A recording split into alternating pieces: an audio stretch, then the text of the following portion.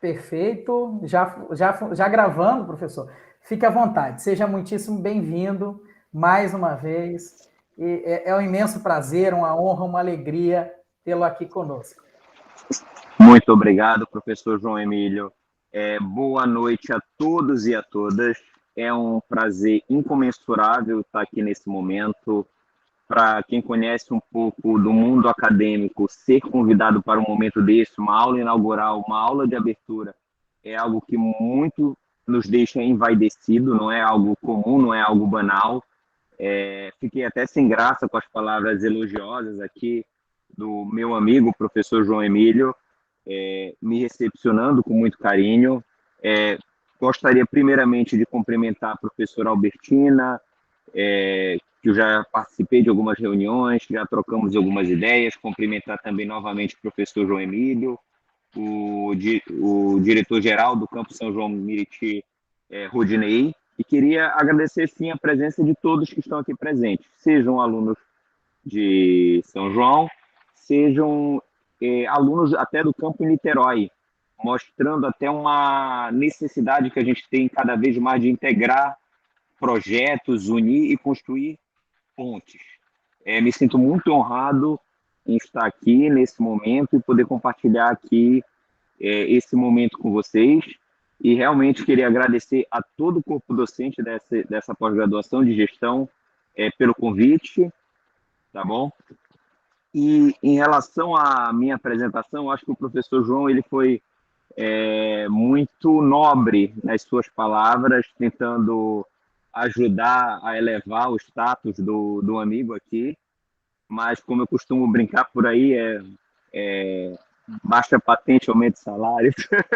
Brincando, eu não gosto de me prender tantas às titulações, eu acho que lógico que é uma honra ter titulações e ter um currículo, mas eu gosto muito mais do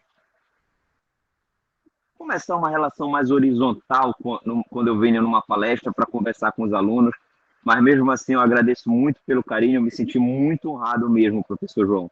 Eu queria pedir para o professor João e para quem puder e tiver o meu contato, para tirar alguns prints para eu poder pelo menos divulgar depois nas redes sociais e para guardar de lembrança também esse evento, porque é um evento muito bonito, com uma aula inaugural aqui, eu estou vendo aqui com 31 pessoas, longe de ser o comum. Então, acho esse momento realmente muito, muito especial. Tá? Eu me propus a falar sobre um tema, no mínimo, complexo, tá? Que é relacionar psicologia, economia e terceirização, fazendo uma reflexão necessária a respeito do MEI. Na verdade, isso foi uma evolução do meu marketing pessoal, porque a palestra era meramente o MEI. E aí as pessoas falavam, peraí, mas você fala tantas coisas, o MEI é apenas um dos aspectos? Eu disse, pois é. E a gente vai agora fazer umas reflexões, porque MEI, se você pegar para analisar numa sala de aula de direito, de gestão, você vai fazer uma apresentação extremamente curta de como ele é, de como ele funciona e a operacionalidade dele. Muitas pessoas não fazem o esforço histórico, ou seja, a construção histórica, porque existe MEI. E muitas pessoas sequer têm a percepção da importância econômica do MEI, né? Chegou ao ponto de ser responsável pela MEI ser colocado como uma coisa ruim, como uma coisa deletéria em debates presidenciais, aqui sem entrar em política. Por quê? Porque se passou para muitas pessoas isso. E, na verdade, isso é uma consequência de uma outra legislação que não tem nada a ver com a MEI. Então, para fazer essa reflexão um pouco mais complexa, profunda e histórica sobre o tema, eu acho necessário começar pelo começo. Por mais paradoxal e banal que isso possa significar. Provavelmente só aqui eu sou dessa época. Eu sou de 87, para ficar bem claro, mas a década de 90, para quem estudou história, é conhecido no Brasil como a década perdida. Por que a década perdida? Porque a nossa inflação era galopante. Uma das memórias que eu tenho da minha infância estar no supermercado e ter sempre alguém etiquetando o preço dos produtos, e 5 minutos depois mudavam, porque os preços dos produtos mudavam a todo tempo. A todo tempo mesmo. Era questão de um dia para o outro. A inflação era tão grande, para vocês terem uma noção, que perto do fechamento das agências bancárias, todas as pessoas que tinham dinheiro em espécie e podiam fazer isso, iam até o banco para o rendimento desse dinheiro da madrugada, ou seja, um dia de rendimento da poupança, render. Era um rendimento muito grande se você pegar proporcionalmente, mas ele ainda era pífio comparado à inflação. Por quê? Porque a inflação, ou seja, o que o teu dinheiro desvalorizava de um dia para outro, era muito menor do que ele rendia na poupança em um dia, e olha que ele rendia. Vamos fazer aqui um exercício meramente teórico, sem estar preso a dados realmente oficiais, tá bom? É porque eu acho que quem não viveu essa época tem muita dificuldade de alcançar o que foi isso. Imagina que essa caneta aqui custa, essa lapiseira custa R$10. Certo? Então, de um dia para o outro, essa lapiseira passa de 10. Você tem R$10 para comprar essa lapiseira. Ah, não vou comprar amanhã. No outro dia, essa lapiseira não vale mais de 10. Ela vale 17. Se eu fiquei com dinheiro na minha carteira, eu vou ter 10 e a lapiseira vai ter 17. Se eu coloquei esse dinheiro na poupança, a lapiseira vai valer 17 e eu vou ter 13. Logicamente, esse exercício é apenas didático para vocês imaginarem aí a loucura inflacionária que acontecia. E a economia, ela se move por ciclos. E, logicamente, a gente entrou numa crise social.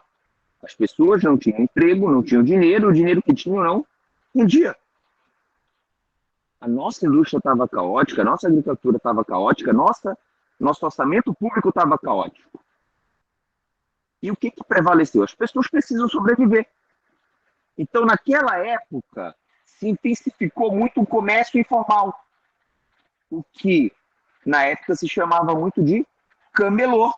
Se começou a proliferação de camelôs, de empregos informais, foi nessa época. Nessa época, teve um país que aqui no Brasil ficou muito famoso, Paraguai. Paraguai, que foi até tema de uma música, não sei quem é da época, do Mamonas Assassinas, que ele fala que ele foi comprar uma calça no Paraguai. Por quê? Porque justamente as pessoas iam no Paraguai para contrabandear produtos para revender aqui. O Brasil, inclusive, ele tinha uma proteção em relação a produtos importados. Então, eles traziam produtos de forma totalmente ilegal. Está bom, professor Samuel. Você está aqui falando de crise econômica, mas eu venho aqui escutar da MEI. Calma que eu prometo que tudo vai fazer sentido no final. Tá? Então, a gente tinha um colapso econômico e a gente tinha um índice de desemprego altíssimo. Eu estou falando em crise social, em comércio informal, em muitos camelôs e em desemprego maciço, intenso. Certo? E aí, o que aconteceu? Alguma pessoa muito geniosa, e confesso que nas minhas pesquisas eu nunca achei o autor da ideia, ele teve uma ideia. Ele falou, olha, é muito simples. Essas pessoas que estão aí no comércio informal, esses camelôs, digamos assim, eles não querem estar informais. Eles não querem viver à margem da lei. Então vamos formalizar eles como empresários. Formalizando assim eles como empresários, o que a gente faz? A gente vai, consequentemente, tirar eles dos dados oficiais de desempregados. Eu tirando, e aí é o curioso, é como a psicologia move a economia, tá? Eu vou tirar ele do dado de desempregado. Eu tirando ele do dado desempregado, próxima pesquisa oficial vai aparecer. O desemprego caiu não sei quantos %. Isso vai aumentar um índice econômico chamado índice de confiança do consumidor. Esse índice de confiança do consumidor mostra o otimismo do consumidor. Como consequência disso, a gente vai aumentar o consumo, as pessoas vão consumir mais, meramente por uma psicologia e por um dado estatístico. A economia se mexe por psicologia e expectativa. Então, as pessoas vão consumir mais. As pessoas consumindo mais, a gente aumentaria aí o emprego. Aumentando o emprego, a gente aumentaria o quê? A arrecadação tributária. Aumentando a arrecadação, eu aumentava a capacidade de investimento do Estado, e aí eu tinha, a economia estava em spin-off, ele estava descendo, e aí eu ia fazer, em vez de um ciclo decadente, eu ia fazer um ciclo virtuoso, o spin-on. A economia iria para cima. Os índices econômicos todos iam melhorar por meramente um golpe estatístico. Afinal, é fato, ninguém quer viver à margem da lei. Você perguntar para qualquer pessoa que vive à margem da lei, se ela tiver opção, ela não vai querer viver à margem da lei. Outra coisa, existe um fator chamado status social. E aqui a gente não pode ignorar que as pessoas se movem por preconceitos sociais, o que não necessariamente se relacionam com a verdade, tá? Os preconceitos sociais são uma perspectiva, não uma verdade, mas eles existem e eles estão intrínsecos em cada um dos indivíduos. Eu faço até um exercício aqui, eu pergunto, quem começou? Geralmente presencial funciona bem, não sei online, que para mim é um desafio dessa palestra online. Eu faço uma simples pergunta, quem começou a namorar recentemente? As pessoas que levantam a mão, aí geralmente eu viro e pergunto, para quem começou, qual foi a primeira pergunta que a sua mãe fez quando você disse que estava namorando? Em regra, se a gente fizer um exercício realista, a primeira pergunta não é se você está feliz e nem é quem é a pessoa. A primeira pergunta, no fundo, é o quê? E ele faz o quê da vida? Vocês já viram o quanto o status social ele já influencia até mesmo na percepção que os familiares têm do teu relacionamento sem conhecer a pessoa com qual você está se relacionando? E aí, eu convido todos aqui a uma reflexão sincera, tá? Para vocês entenderem a cabeça das pessoas na época. Obrigado, Celiton Henrique. Uma reflexão sincera. Celiton, já que você falou, eu posso te utilizar como exemplo? Se você permitir? Obrigado. Então, pronto. Já que eu tenho a sua permissão, vamos lá. O Celiton chega. Mãe, estou namorando. Vai perguntar o quê? O que ele faz da vida? Aí você responde, não, mãe. A pessoa trabalha como camelô. Como camelô? Tem nada de indigno em ser camelô. Não há nada de indigno ou errado estar na informalidade. Mas o fato de você falar que ele é um camelô, você já criou ali um entrave em razão do status social. Não estou falando que isso é certo, ao contrário, eu acho até que isso é bem errado. Mas você criou um entrave. Imagina aí. Mas ele, camelô do quê? Ele disse, não, ele é camelô, ele vende lá um carregador no meio da rua. A mãe do Suelton vai ficar meio assim, pô, que tipo de gente ele está se metendo? E ele nem conheceu a pessoa, ela nem conheceu a pessoa. Isso é algo inato, desculpa. Não é condenando a mãe de ninguém, nem as mães de forma geral, porque existe uma pessoa que é a mãe, sempre quer o melhor dos filhos, tá? Estão me escutando? Para uma ligação aqui. Sim. Estão me escutando? Que Sim. bom. Que bom. Então, Escutando, sim. Só que avisar, senão vão ficar me ligando para evitar mais interrupções. Pronto. Bem, aí imagina a mesma situação. Ok? A pessoa com qual o Suelton se relaciona é um camelô que vende carregador de celular. Ponto. Sueliton chegou. Mãe, acabei aquele namoro e tal, mas agora eu tô namorando uma outra pessoa. Ah, é, meu filho? E o que que essa pessoa faz da vida?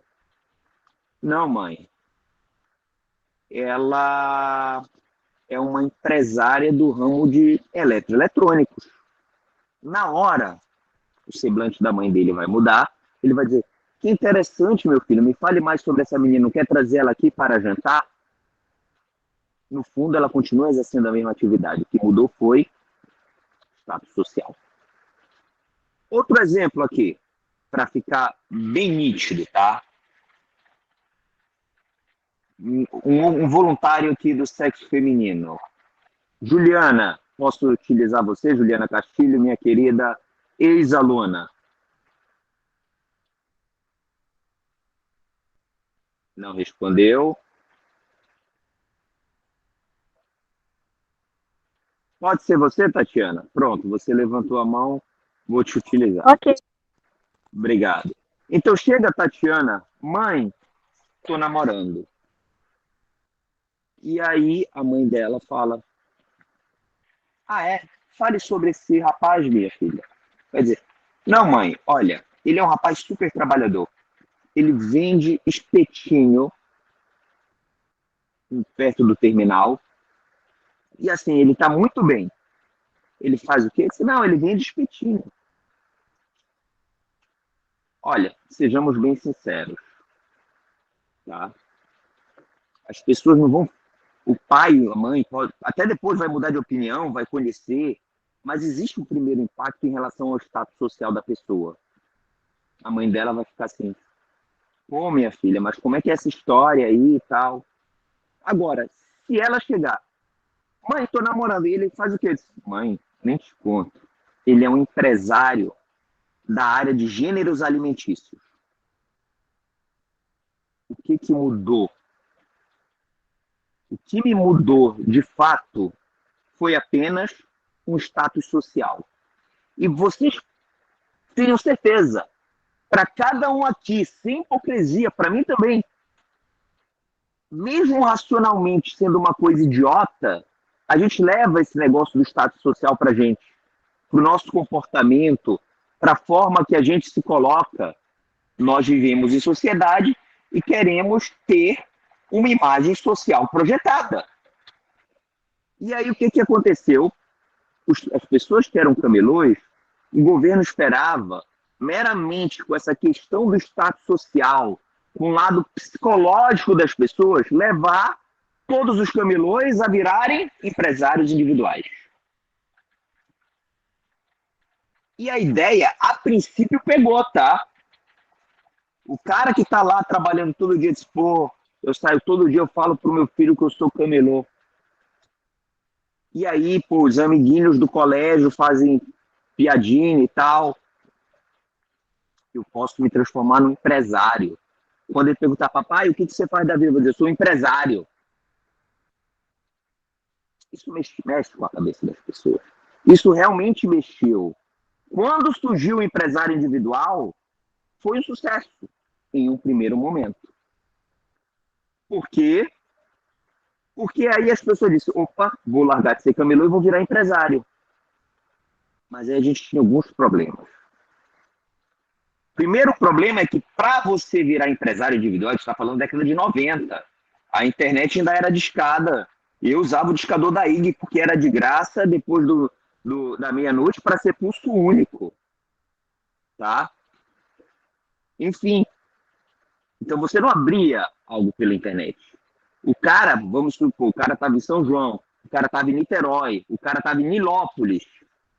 Ele ia fechar o empreendimento dele e com toda a sua documentação devidamente autenticada, o que já dava um custo para você autenticar documento em cartório, até o Rio de Janeiro, que tem uma instituição chamada Junta Comercial.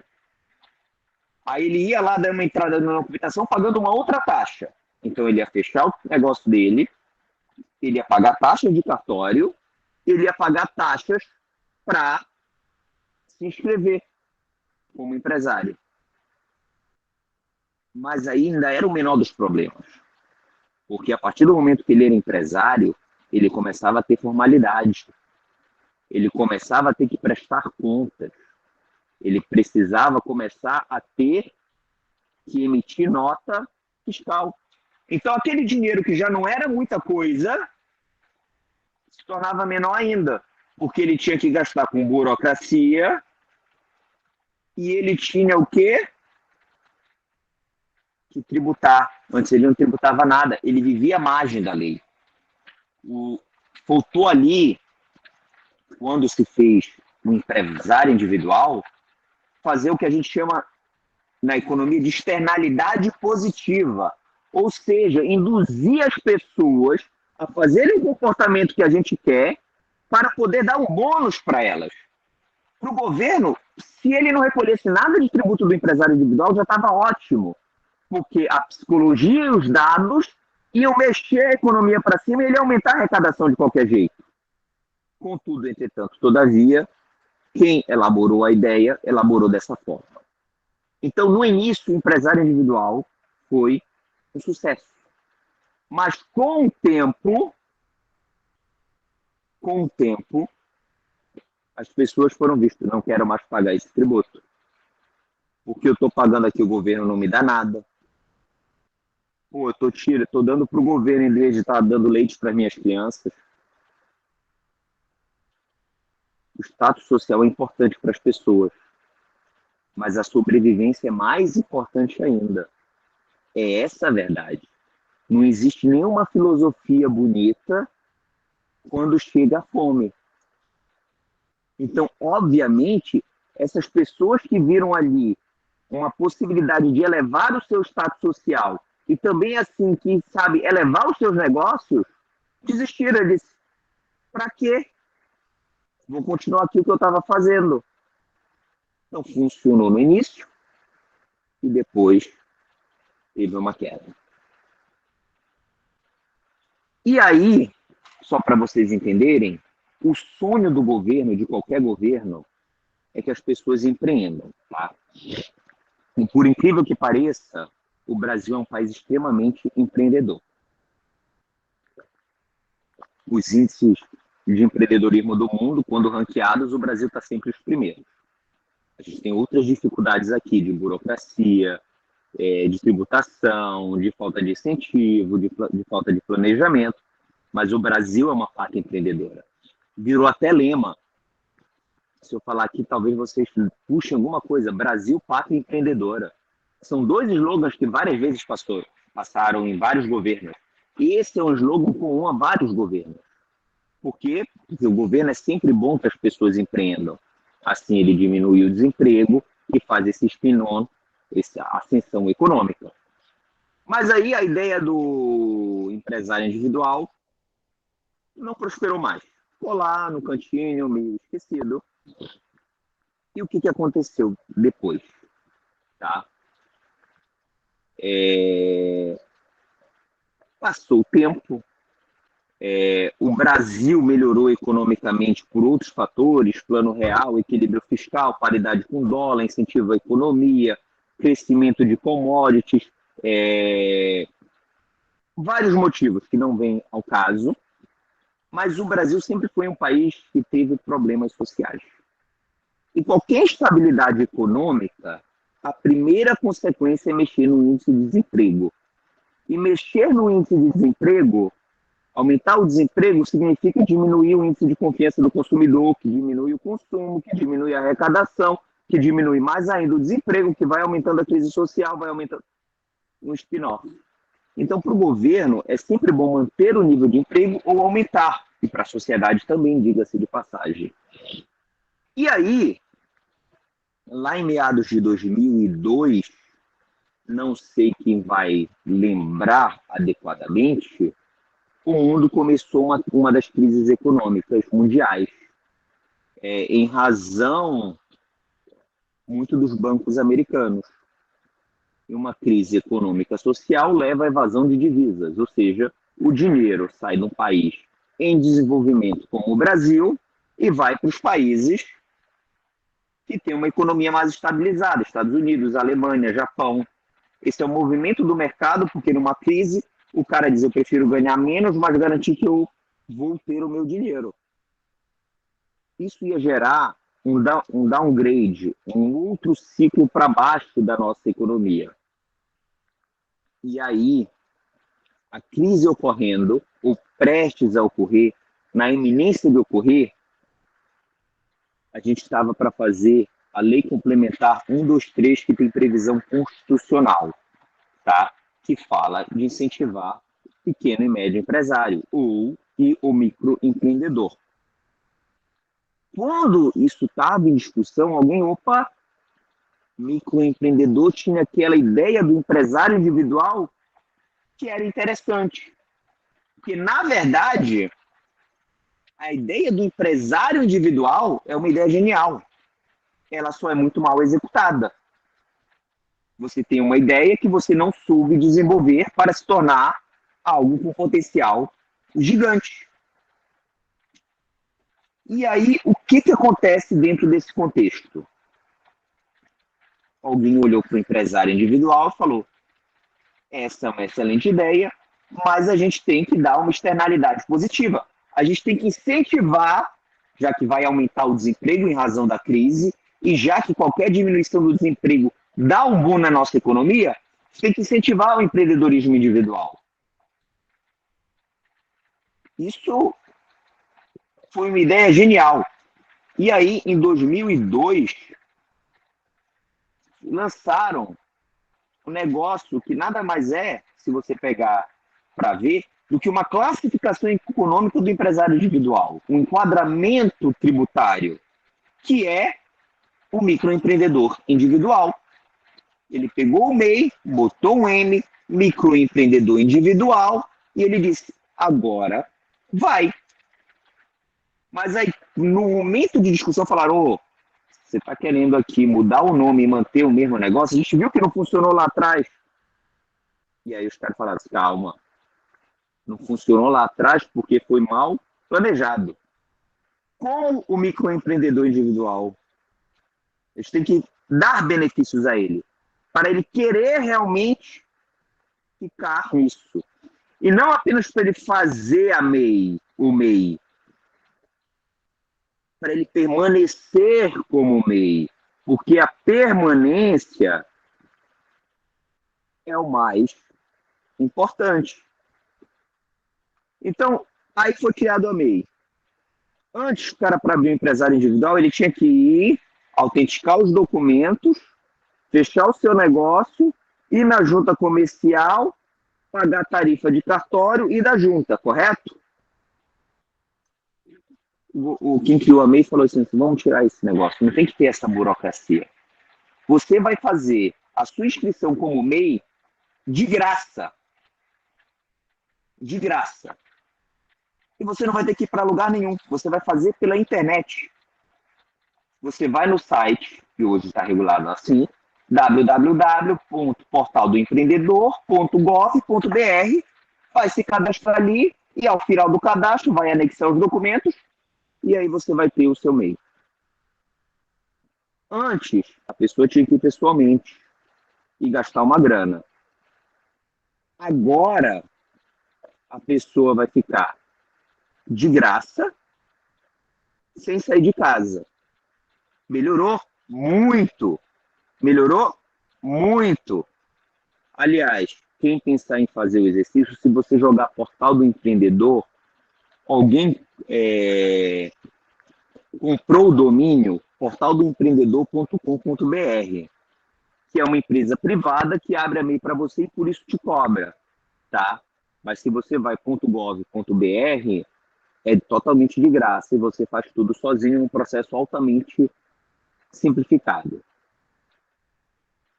Ok, é de graça, você não precisa sair de casa. Ótimo ponto. Evoluímos. Aí os caras pensaram: mas lembra que a galera abriu empresário individual e depois fechava porque eles tinham que tributar? E assim, a tributação no Brasil ele tem duas vertentes. A vertente que é muito alta, isso todo mundo fala, mas tem uma vertente que é pior ainda, ou tão grave quanto, que ela é muito burocrática. A tributação no Brasil é extremamente burocrática. Às vezes você quer pagar o tributo e não tem como. Às vezes você quer pagar o tributo e são 10 sistemas diferentes. É altamente burocrática. As empresas que não têm algum tratamento fiscal beneficiado, eles têm que pagar. Eles têm que trabalhar em vários sistemas. Tem uma pessoa cuidando só com a burocracia tributária. A tributação no Brasil é tão complicada, que tem um caso para mim que é o mais patético de todos da tributação no Brasil.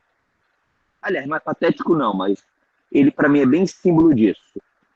O Hospital Albert Einstein, ele foi importar um equipamento de alta tecnologia que não existia no Brasil. E aí, no seu primeiro processo de importação, o equipamento não existia no Brasil, tecnologia de ponta. Ele fez o quê? Código da Receita, equipamento médico hospitalar. O que aconteceu lá na Receita?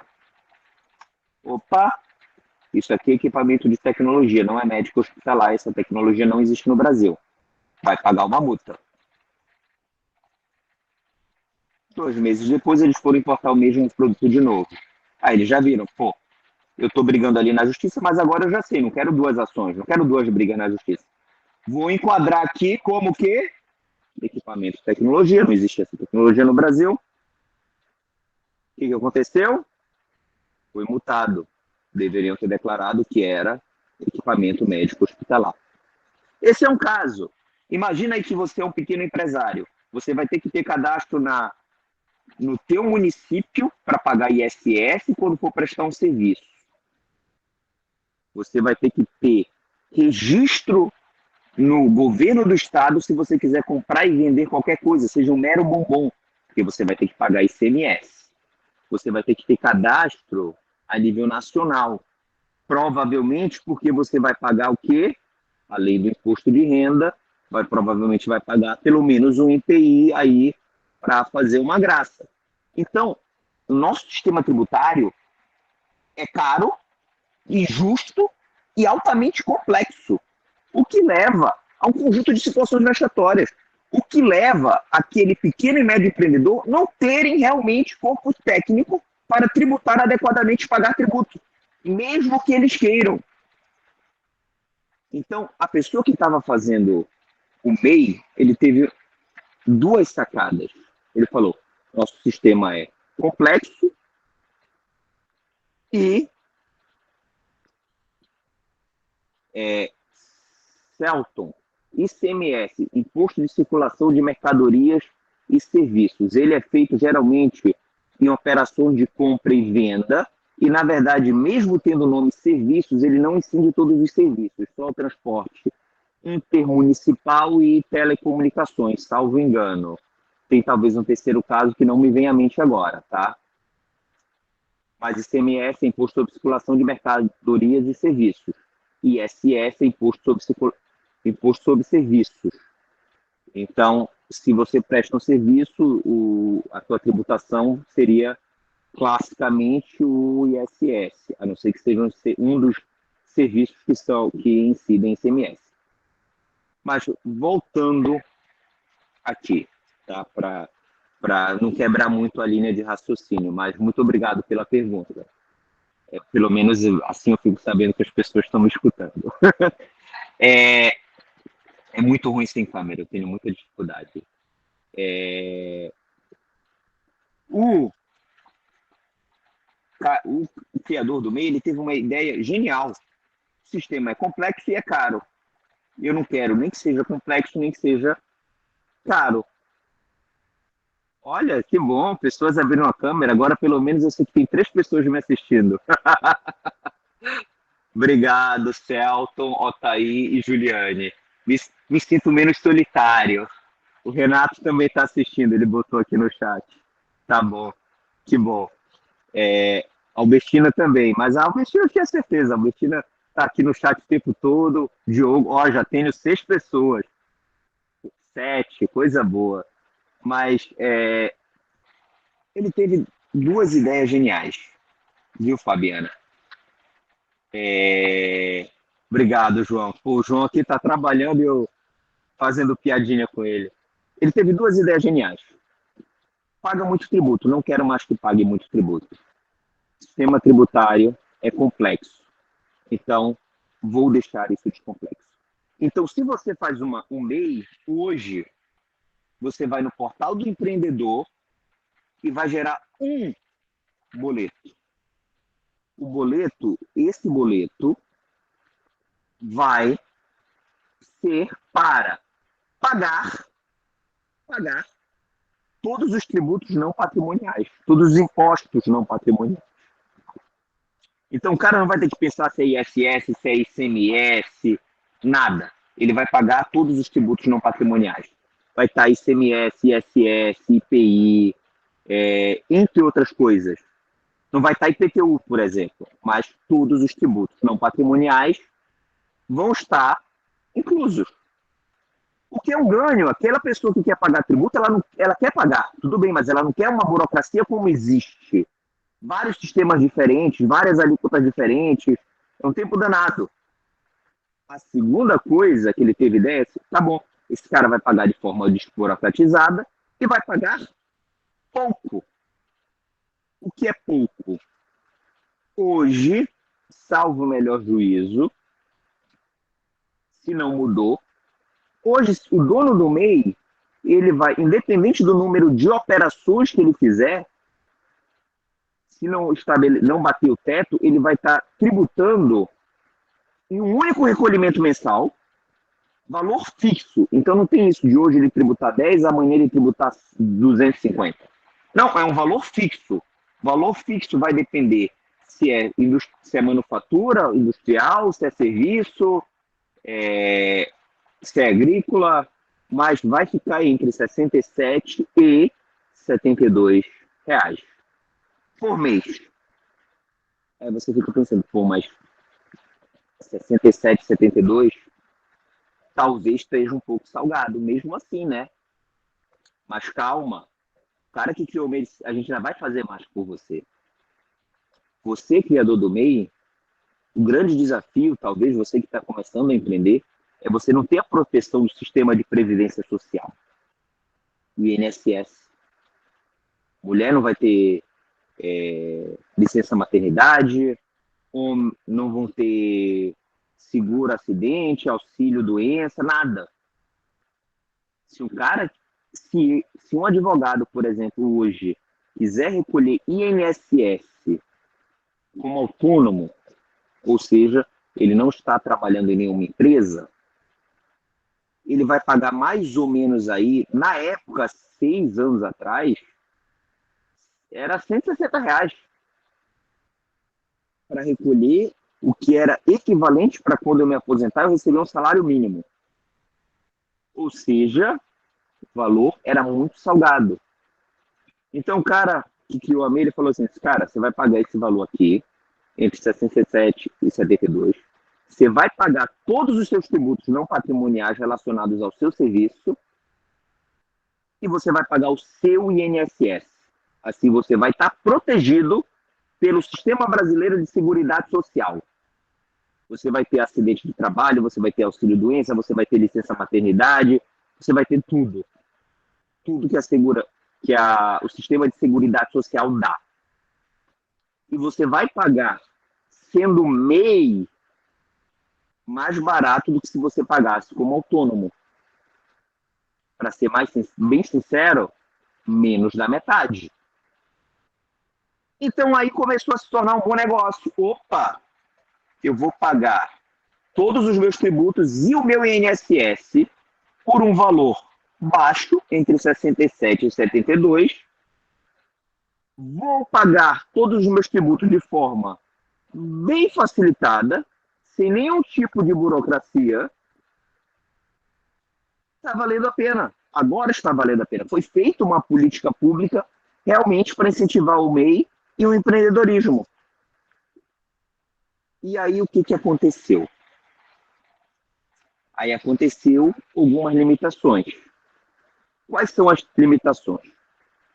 Pô, se eu pago como autônomo, só o INSS eu vou pagar 160, 170 para receber um salário mínimo. Se eu tiver um MEI, eu vou pagar entre 67 e 72. Talvez eu possa criar um MEI só para recolher INSS. E aí a gente entrou no primeiro ponto sobre MEI que eu acho muito importante. Isso é fraude, tá? Se você fizer isso, em vez de pagar 160, 170, 180, vou pagar 67, 72, se você não exerce atividade econômica, que está lá descrita na MEI, você vai estar cometendo uma fraude. Você vai poder ser punido, responder na justiça, descredenciado, desconsiderado o teu valor, ou ser convocado talvez a complementar o valor que não foi pago. Mas é uma fraude, você está cometendo um crime. Então, o primeiro requisito para ser uma MEI, tá, é realmente exercer aquela atividade econômica. Não vale a pena eu dizer que eu exerço e eu não exercer nada de fato. Tá? Segundo ponto, você tem que exercer a MEI. Porque a MEI foi feita para incentivar o empreendedorismo. Ele não foi feito para o mau caratismo. O segundo ponto, ok, você vai ter o MEI. Mas, imagina aqui a situação. Eu estou ganhando 500 mil anos, sou MEI. Espera aí. Se eu estou ganhando R$ 500 mil por ano,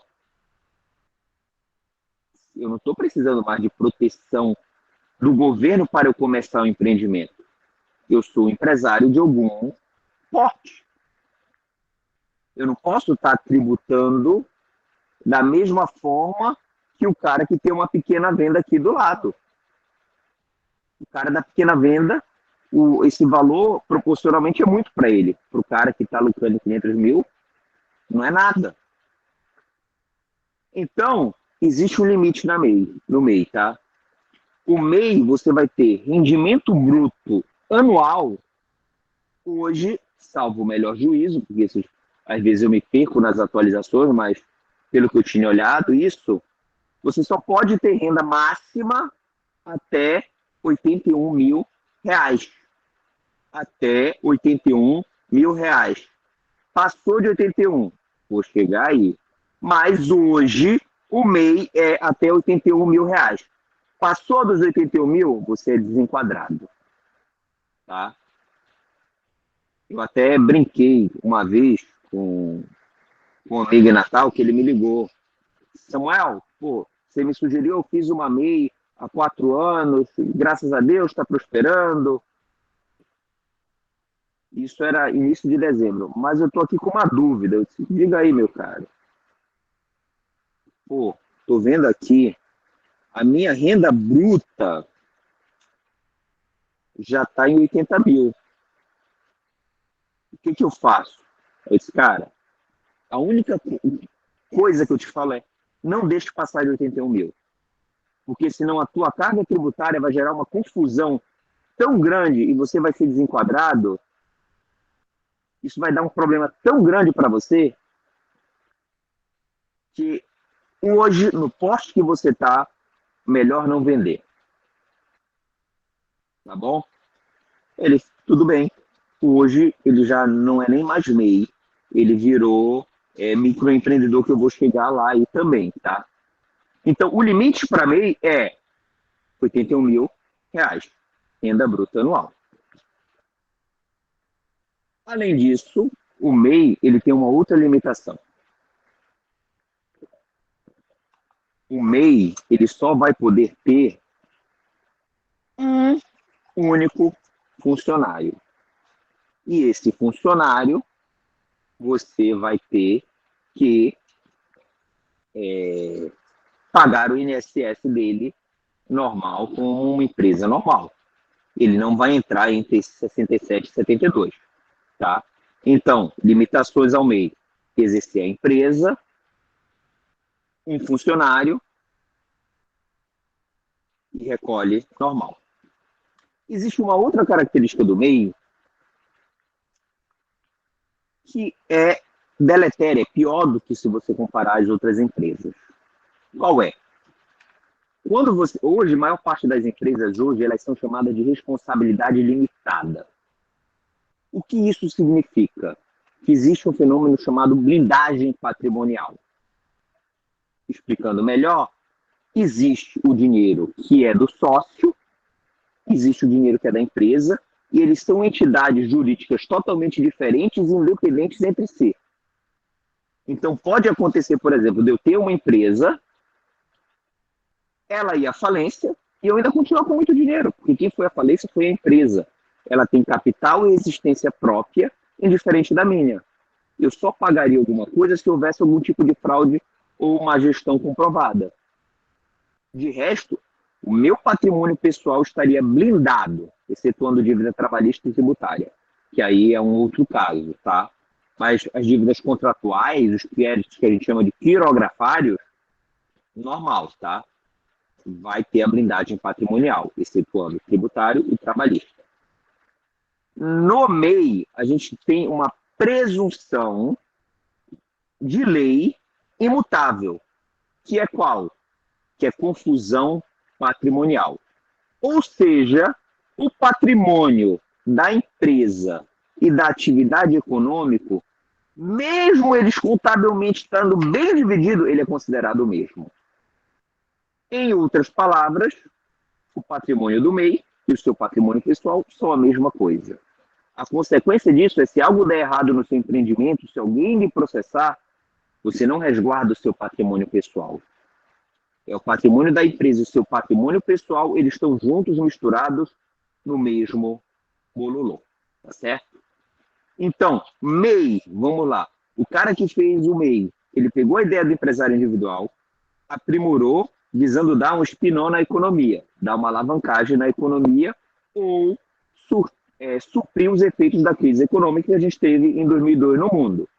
Para isso, ele criou um sistema de tributação unificada, com valor fixo entre 67 e 72 atualmente, um INSS incluso nesse valor, mas você tem que exercer a empresa, você pode ter no mínimo um funcionário e você tem uma responsabilidade limitada, ou seja, você tem confusão patrimonial. E aí, indo para uma coisa que eu comentei, e até a professora Albertina muito bem colocou aqui, muito sabiamente, o questionamento, tá bom, passei de 81 mil, eu quero sair de 81 mil. Para começar, se você vai sair de 81 mil, você tem que ter um planejamento. Não é de qualquer forma. Porque senão você vai e vai passar um ano sem ser, vai poder ter prejuízo, vai poder ficar mal e não vai rolar, tá? Então, existe uma lei, essa mesma lei complementar 123, que criou o MEI, ele fala da microempresa e empresa de pequeno porte, que também é um sistema tributário especial, diferenciado para incentivar os pequenos e médios empresários, tá? Então, muito provavelmente você saindo, se você tiver renda até 360 mil, salvo engano, você vai ter microempreendedor, tá? E aí o microempreendedor, ele não vai tributar mais de uma forma fixa entre 67 e 72. O microempreendedor, tá?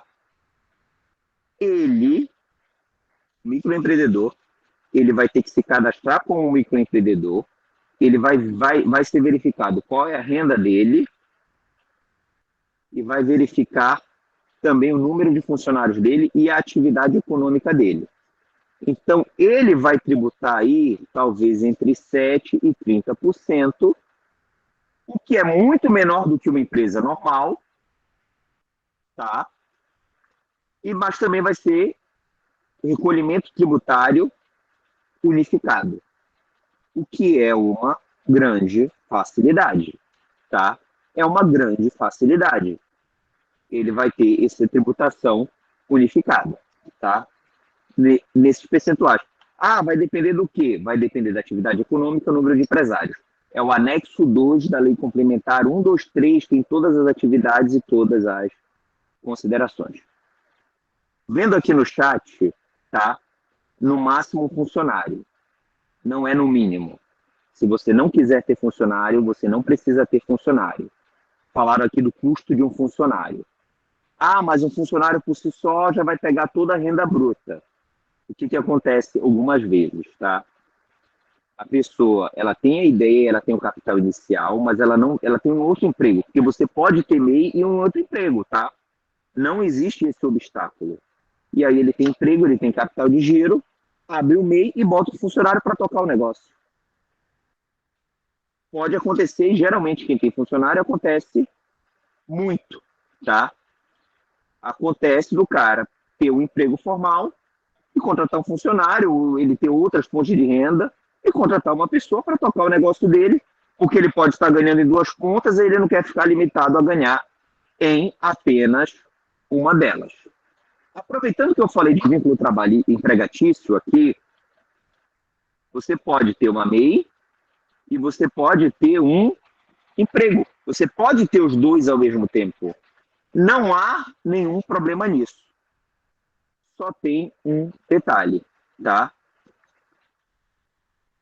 O empregado que tem um MEI, se ele for demitido, ele não terá direito a seguro-desemprego.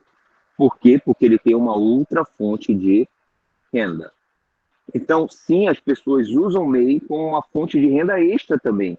Ou, às vezes, para começar um negócio, estou começando ali um negócio, não sei se vai dar certo. Estou aqui no meu emprego e está lá o negócio bombando. Se o negócio bombar, eu saio desse emprego. Mas muita gente usa como renda extra, sim. Lembrando, se você tiver emprego e MEI for demitido do emprego, você não tem direito a seguro-desemprego, tá? E funcionário público não poderá ter um MEI, tá? Como o MEI é uma empresa de uma única pessoa, o funcionário público necessariamente e obrigatoriamente será o administrador e gestor dessa empresa. E o funcionário público não pode ser administrador de nenhuma empresa por conflito de interesse, do ponto de vista racional, se você fizer um raciocínio lógico, e também por determinação legal. Tá? Até aí vocês estão acompanhando bem sobre MEI? Então a gente vai avançar mais um pouco. Por quê? Cadê? Mais outros direitos trabalhistas. O trabalhador tem direito? Sim, Luciana. O direito, porque assim, a Seguridade Social não é um direito trabalhista propriamente dito, ele faz parte do sistema de Seguridade Social, tá bom? E os direitos trabalhistas, na verdade, eles são inalienáveis, inegociáveis, e eles não, nem que o trabalhador queira, não quero abrir mão, ele não vai poder abrir mão. Ele não poderá abrir mão dos seus direitos, então, se ele tiver um meio de emprego, ele vai receber todos os seus direitos trabalhistas normalmente de forma perfeita, tá bom? Ele só não vai receber as vias para requerer o seguro-desemprego.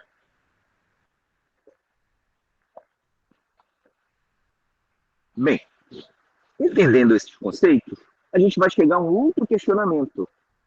Professor, por que hoje em dia, quando falo de MEI, me parece uma ideia tão fantástica,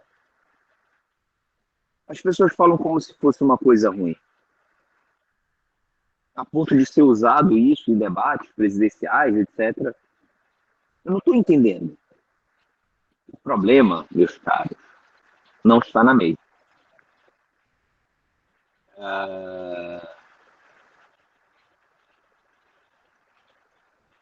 Diego, não entendi a tua pergunta, mas a gente pode deixar no momento do final e a gente conversa, tá? Porque, só para não cortar a linha de raciocínio aqui, mas eu posso responder sim, tá? Eu tenho que ler com calma. Vamos lá. Por que é falado mal? Na verdade, durante o governo Temer, a gente teve algo chamado reforma trabalhista, que em tese seria uma modernização das nossas leis trabalhistas.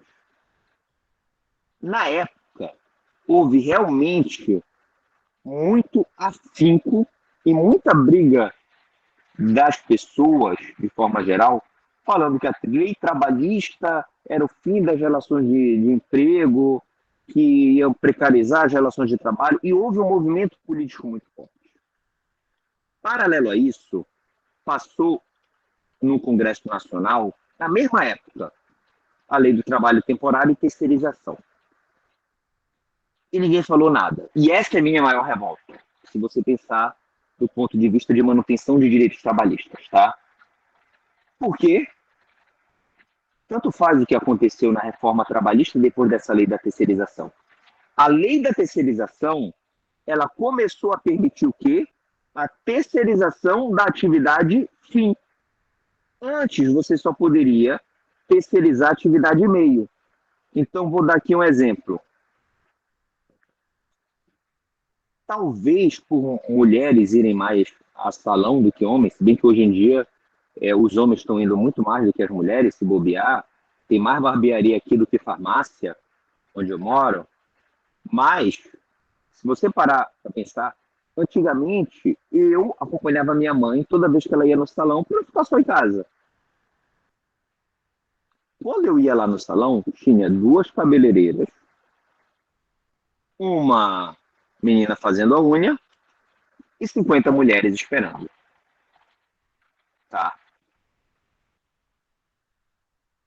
Hoje, eu levo a minha mãe no mesmo local. O público lá aumentou.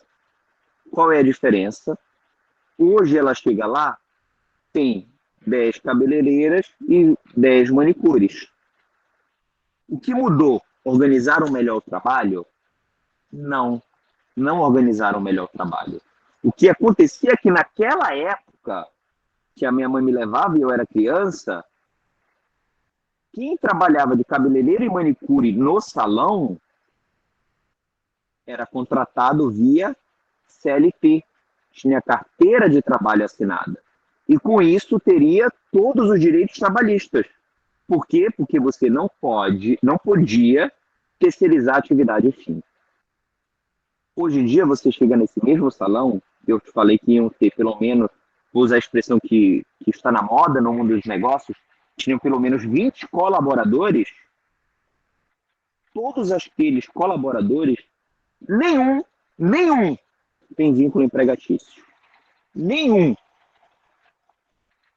Por quê? Porque todos ali são MEI. O dono do salão fala assim, olha, eu abri isso aqui, se você quiser trabalhar, você cria o seu MEI, a gente faz um contrato de prestação de serviço, você vai prestar serviço aqui de tais dias e tais horários, 50% é se der lucro. O que entrar, 50% é seu, 50% é meu. Se não entrar nada, eu não ganho nada, você não ganha nada. Vocês perceberam o que aconteceu? Desafio aqui alguém qualquer barbearia. Qualquer barbearia, certo? Todo mundo é MEI. Todo mundo. Todos os colaboradores. Por quê? Porque hoje se terceiriza a atividade fim. Se terceiriza a atividade que antes era contratada via CLT. Antes isso acontecia meio que à margem da lei. Hoje isso está legalizado. Foi referendado pelo TST, pelo STF. Hoje você pode terceirizar a atividade fim. E é por isso que hoje você tem bons de MEI. Você vê aí naquele site da Cato Online, até mesmo no LinkedIn, você vai ali, entrevista de emprego, você é empregado, tal. Chega lá na fase final, então, se você quiser trabalhar conosco, você vai ter que abrir um CNPJ e a gente vai lhe contratar como prestador de serviço. Vocês entenderam que a lei da terceirização, ele meio que acabou com a relação de trabalho, de emprego, na verdade, porque a terceirização é uma relação de trabalho, mas não é uma relação de emprego. Acabou com a carteira assinada. E o que acontece hoje em dia? Todo mundo que está sendo contratado em empregos com uma remuneração não muito alta, tá certo? todo mundo que está sendo contratado com uma remuneração não muito alta. Jocelânia, acho que está aberto o áudio. Desculpa. Obrigado. Então, hoje, qualquer emprego quase, ele está sendo colocado como MEI. Então, as pessoas estão culpando a MEI por uma coisa que não é culpa do MEI. A culpa é da lei da terceirização. E aí é uma outra questão social. Hoje não adianta se falar em revogar ou não revogar as relações de emprego, a reforma trabalhista. Não importa. Essa discussão é muito mais para fazer política do que para fazer algo efetivo pelo trabalhador. Porque a gente tem que discutir a regulação da lei da terceirização. Porque senão as relações de emprego estão fadadas ao fim, porque se permitiu a terceirização da atividade fim. Então, já indo aqui para a conclusão, senão o professor João vai reclamar, e aí para ver até mesmo para responder, eu vi que tiveram algumas perguntas agora nessa fase final, vocês têm que parar de pensar em taxas. A gente tem que relacionar conceitos, certo? A gente tem que relacionar tudo. Vocês já pensaram que a psicologia mexe na economia, que mexe na terceirização, que mexe no MEI, que mexe no empresário individual, que mexe na história? Porque enquanto a gente pensa em taxas, a gente não tem uma visão do todo. Enquanto a gente não tiver uma visão do todo, a gente não vai ter uma reflexão crítica necessária, até mesmo, não apenas como profissional, mas enquanto cidadão, para poder reivindicar os direitos, para poder pleitear dos nossos governantes as medidas necessárias que são adequadas a mim. Então, a gente tem que aprimorar essa reflexão crítica. Na verdade, o MEI foi uma boa saída para incentivar o empreendedorismo, mas, em contrapartida, tem sido usado de forma deletéria para mascarar relações de emprego. E o empreendedorismo é o ideal que qualquer governo busca dos seus cidadãos, porque o empreendedorismo ele vai permitir ao governo a geração de emprego, renda e, consequentemente, um espião, ou seja, uma ascensão econômica do país. Não agir incentivando o empreendedorismo é permitir uma recessão e uma diminuição dos quadros sociais. Hoje, mesmo com todos os problemas, o MEI ele tem sido a solução para muitos empregados em vulnerabilidade, que começaram a empreender, seja por necessidade, seja por planejamento. Então, hoje, o MEI ele tem uma função social primordial na estabilização e talvez até melhora do nosso quadro social em alguns aspectos, tá certo?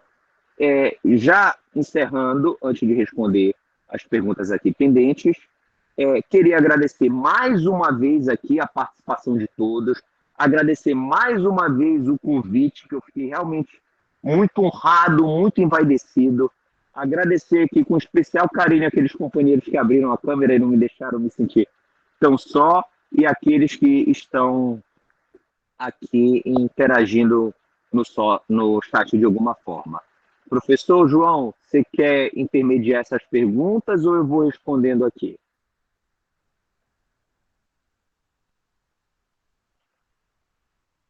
Está sem áudio.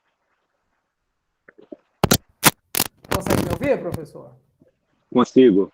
Perfeito. Bom, podemos fazer como você achar melhor. Se você já quiser verificar as questões no chat e já respondendo, fique à vontade, né?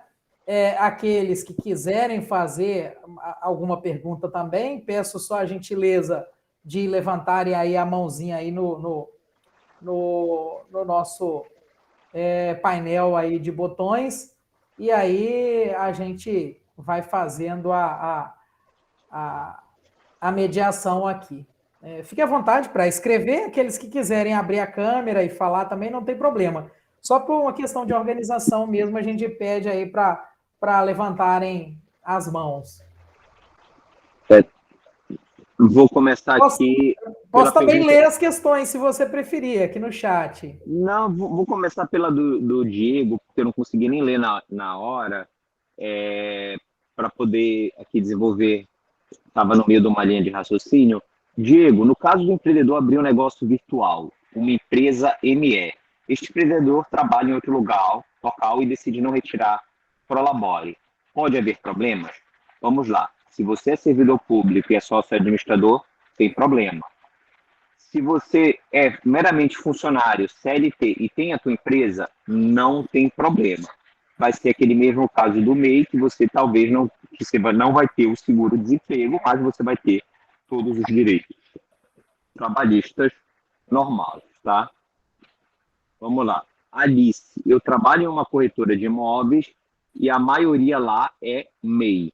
Então, sendo bem justo, há vários segmentos econômicos que já adotavam a pejotização da atividade fim, muito antes da lei da terceirização.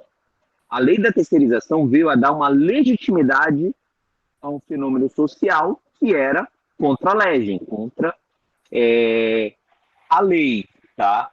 Então, isso ocorre sim, infelizmente. Inclusive, a depender do segmento que você trabalha, por exemplo, médicos, tá? Médicos, raramente eles são CLT, tá? A maior parte dos médicos que se encontra no plantão, de não sei o quê, é tudo PJ. Por quê? E aí, já houve questionamento no TST, Tribunal Superior do Trabalho, a respeito dessa questão. Espera aí, antes da lei da terceirização, estou fazendo atividade fim, porque eu estou recebendo um contrato. E aí o TST, ele criou um paradigma que são aqueles profissionais super especializados, eles não podem falar em hipossuficiência, ou seja, em dificuldade, e por isso é legítimo sim a terceirização dessa atividade.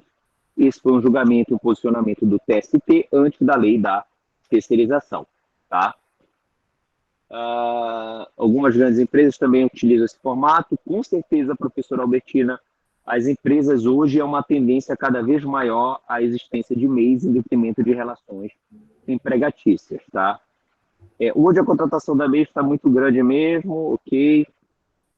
Isso pode ser uma fraude a depender de como ser exercido? Depende, porque o MEI, você vai estar lá o seu enquadramento econômico. Quando você for contratado, você vai ter que ter um contrato de prestação de serviço, porque a tua relação não vai ser via CLT, vai ser via direito civil, um contrato. Se o objeto do teu contrato de prestação de serviço da tua MEI for diferente do objeto da tua MEI, aí sim pode ocorrer uma fraude. Mas hoje, do jeito que as formas estão andando, e excetuando as domésticas, que tem um regramento próprio específico, infelizmente, não tem ocorrido fraude. Fazem isso também com diaristas? Paulo, excelente pergunta. E eu vou... Espera aí, ó. Alguém aí embaixo no chat queria alguma complementação. Eu só vi correndo aqui e não vi a pergunta. Deixa eu descer aqui. Tá, servidor público, eu chego já. Vamos lá. Paulo, excelente pergunta sobre diarista, tá? Vamos lá. Uma das características da relação de emprego é a não eventualidade, tá? Não eventualidade. Então, se uma diarista, julgamento do TST, te presta serviço 3 dias, você tem um vínculo empregatício, independente do que vocês acordarem. Julgamento do TST, tá? Agora, se ela é uma diarista normal, presta serviço aqui, depois presta serviço no outro, eu até sugiro, por exemplo, quando vieram fazer minha diária aqui, eu conversei com a profissional e depois de 2 vezes aqui, eu mesmo sentei e abri aqui o e-mail para ela e hoje ela tem um grande mérito, que ela recolhe previdência social. Algum dia, se o nosso sistema previdenciário permitir, ela vai poder se aposentar. Algum dia, se ela tiver algum problema de saúde, ela vai estar amparada. Pelo menos isso, porque antes ela só prestava serviço em residências e não tinha nenhum tipo de vinculação. Agora, se eu contrato uma diarista há mais de 3 dias, aí eu estou violando, sim, as leis empregatícias, razão pela qual é, razão pela qual vai haver, assim, o vínculo empregatício. Professora Albertina, e a uberização? A uberização também é uma forma de precarização da relação do trabalho, ligado sim à lei da terceirização, porque, querendo ou não, o motorista do Uber, ele está sim exercendo uma atividade fim. Não necessariamente. O Uber geralmente é contratado como pessoa física. Ele não é contratado como MEI pela Uber, tá? Pelo Uber. Enfim, se ele quiser exercer atividade de motorista além do Uber, eu recomendo fortemente um MEI por uma questão de formalização e proteção previdenciária. No entanto, entretanto, todavia, a uberização é um processo que leva, sim, à precarização de relações, mas também, e aí vamos tentar ver, está tirando uma massa de desemprego. Eu converso muito com o pessoal do Uber e eles, geralmente, mesmo com todo o sistema de exploração, data vênia máxima, qualquer opinião em contrário, eu estou falando pelas coisas que eu escuto, eles estavam em situação de desemprego ou abandonaram o emprego maior, anterior, por uma questão de salário muito maior. Tá? Mas, sim, a uberização é uma forma de precarização das relações de emprego, mas é uma questão muito mais complexa para mim do ponto de vista social, que talvez merecesse uma palestra só sobre isso, um debate sobre as consequências sociais e as suas repercussões, porque há muitas coisas. Às vezes, a gente está, eu me coloco às vezes defendendo alguma coisa, quando eu vou ver na ponta, a pessoa não quer ser defendida daquela forma. Então, não sei, tá? O contrato de prestação de serviço pode acontecer sem a pessoa ser um MEI, correto? Claro. O contrato de prestação de serviço pode acontecer com pessoa física, com pessoa jurídica, com empresa normal.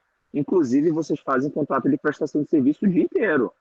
Você pega um ônibus, é uma prestação de serviço de transporte. Vocês usam a internet, é um contrato de prestação de serviço de telefonia. Então, é isso.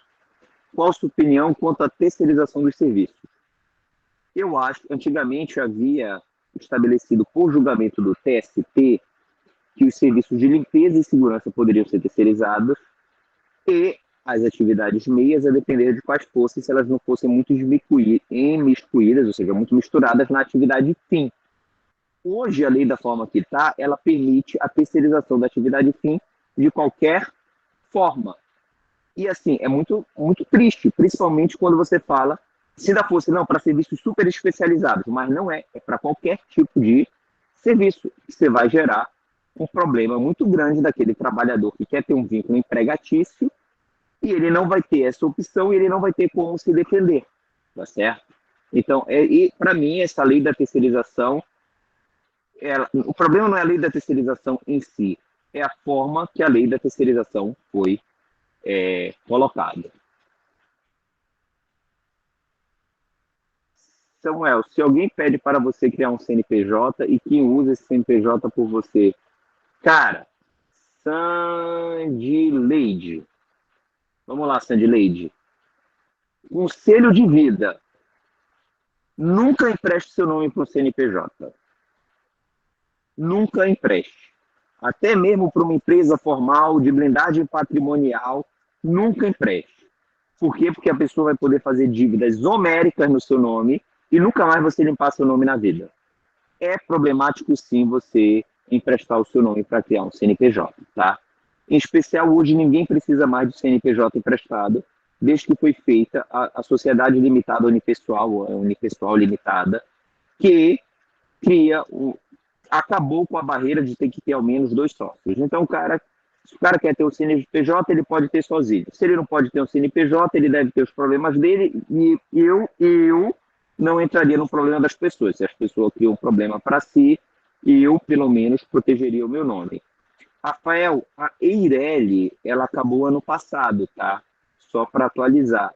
Foi até uma tecnia legislativa. Por quê? Porque existia a Eireli, que tinha que ter pelo menos 100 salários mínimos integralizados. O governo, em vez de tirar a obrigação dos 100 salários mínimos integralizados e deixar a Eireli, ele resolveu criar uma nova pessoa jurídica, que é a empresa individual de responsabilidade limitada, e deixou a Eireli. Obviamente, as pessoas criaram a empresa individual de responsabilidade limitada e não mais a Eireli, e via de consequência, a Eireli foi decaindo até que ano passado o governo finalmente extinguiu as Eirelis, tá bom?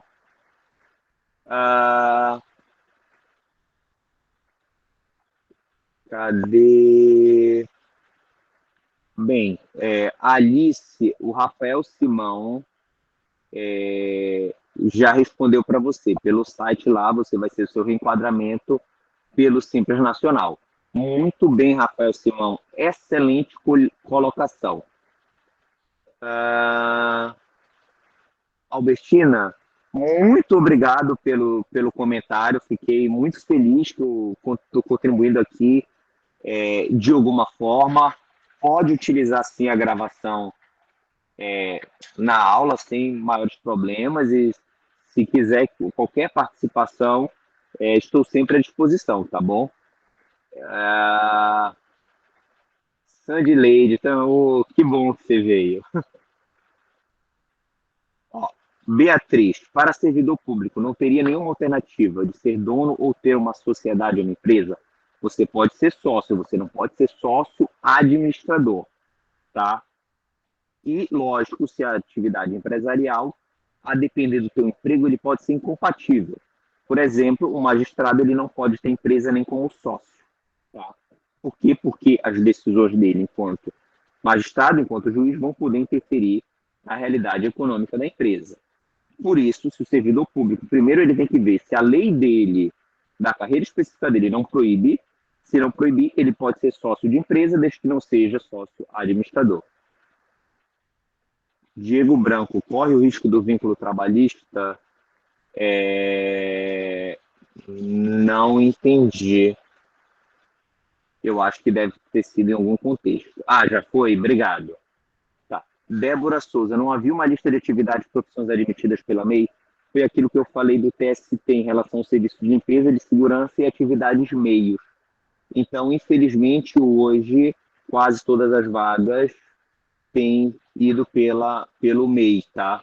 Inclusive, até curioso, eu vi um contrato hoje de terceirização que tem sido recorrente, que é o cara, ele presta serviço não como CLT, mas como PJ, mas ele coloca no contrato de prestação de serviço direitos trabalhistas, como férias, licença gravidez, etc. Eu achei um modelo híbrido até interessante para salvaguardar o prestador de serviço de alguma forma, porque o MEI, quando presta serviço, ele não tem direito a licença maternidade remunerada, enfim. Então, achei isso uma jogada interessante. Professor João Emílio, também quero o meu certificado, mas eu sou uma pessoa que nunca guarda os certificados. Que o trabalhador perde ao virar MEI. Férias, empresa.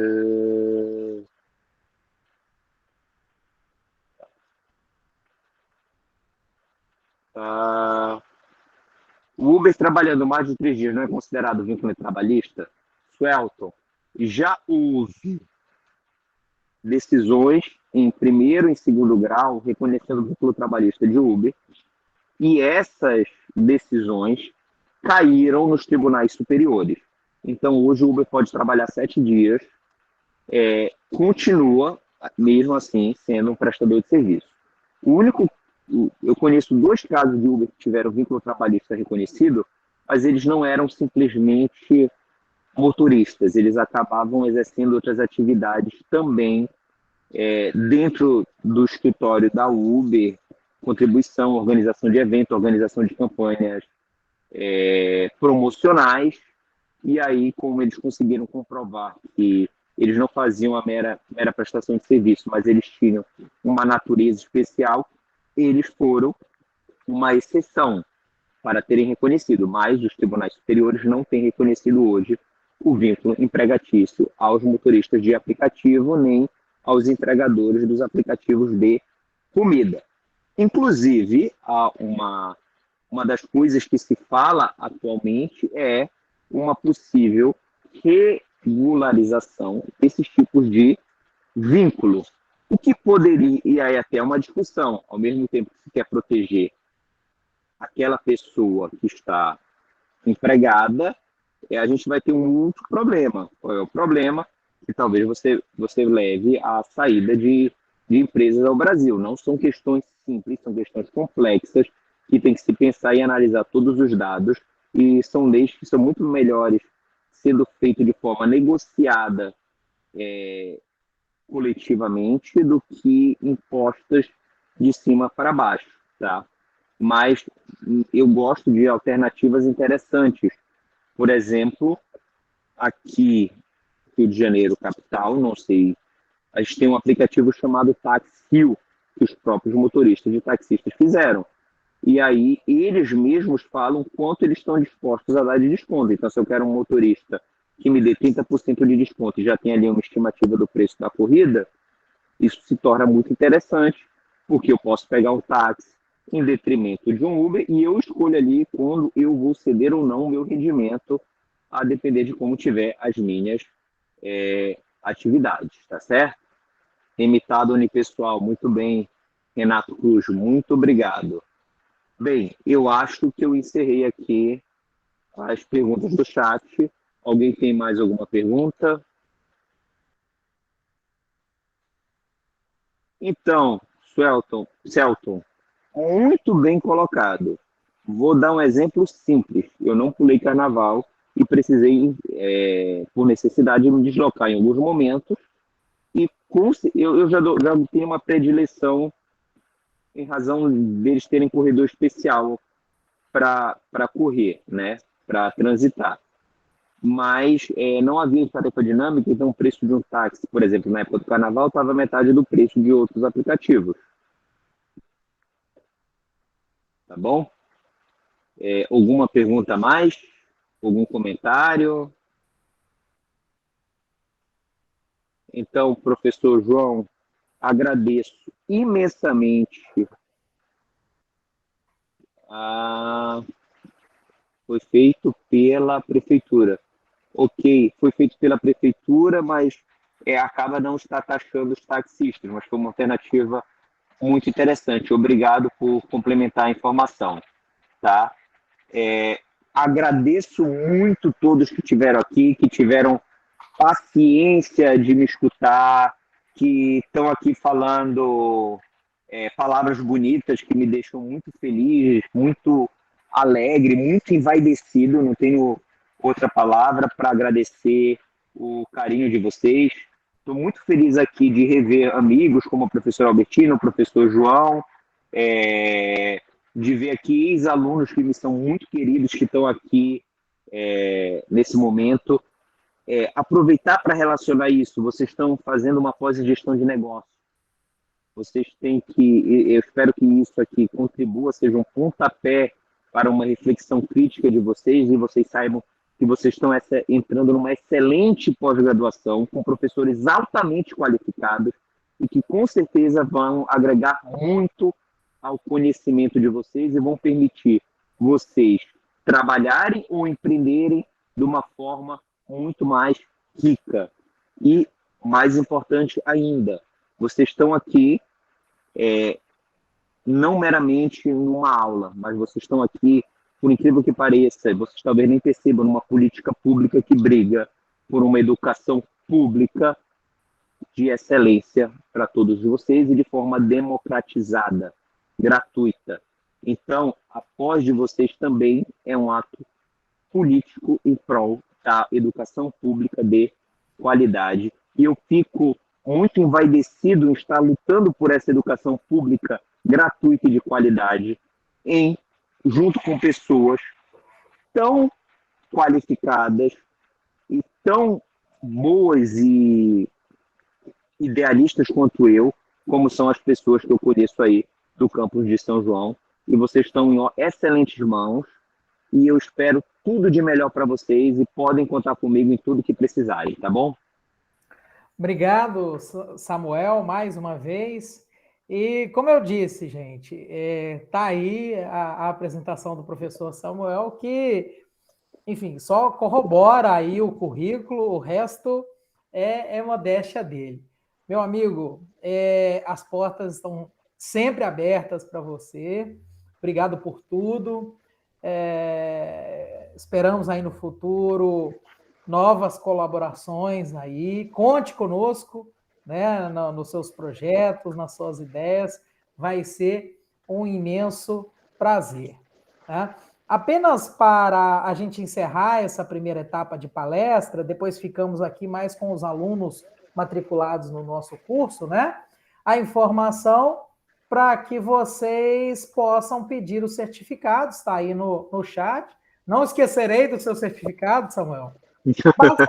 Basta vocês enviarem um e-mail com o título Participação na aula inaugural 03-23 para o e-mail gestãodenegócios.csjm@ifrj.edu.br com seu nome completo e seu CPF. Todos os estudantes presentes, todo mundo que está presente aqui, receberá o certificado. Inclusive, os nossos convidados aí de Niterói, nossos ex-alunos. E, meus amigos, muitíssimo obrigado a todos vocês. Tá certo? Eu vou encerrar aqui a gravação, a gente encerra esse primeiro momento aqui, e aí peço que permaneçam na sala.